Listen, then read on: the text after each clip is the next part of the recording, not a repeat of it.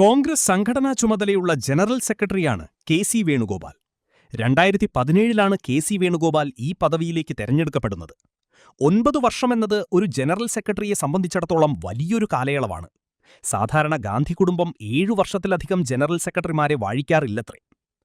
ഇനി അധികകാലം ഈ പദവിയിൽ തനിക്ക് തുടരാൻ കഴിയില്ലെന്ന ഒരു തിരിച്ചറിവ് വേണുഗോപാലിനുണ്ട്. ഇതാണ് കേരളത്തിലെ മുഖ്യമന്ത്രി സ്ഥാനം കിട്ടിയാൽ എടുക്കുക എന്ന തീരുമാനത്തിന് പിന്നിലെന്ന് കരുതുന്നു.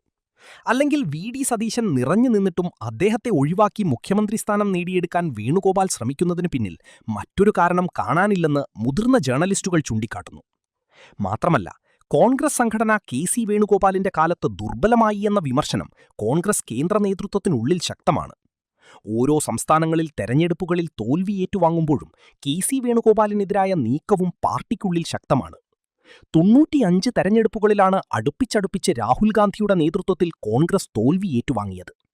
മാത്രമല്ല, ഹരിയാന നിയമസഭാ തെരഞ്ഞെടുപ്പുകാലത്ത് സ്ഥാനാർത്ഥിയായി മത്സരിക്കാൻ 7 കോടി രൂപ വാങ്ങിയെന്ന കൈക്കൂലി ആരോപണം വേണുഗോപാലിനെതിരെ ശക്തമാണ്.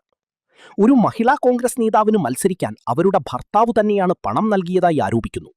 ഇതും വേണുഗോപാലിന്റെ പ്രതിച്ഛായയ്ക്ക് മങ്ങലേൽപ്പിച്ചിട്ടുണ്ട്.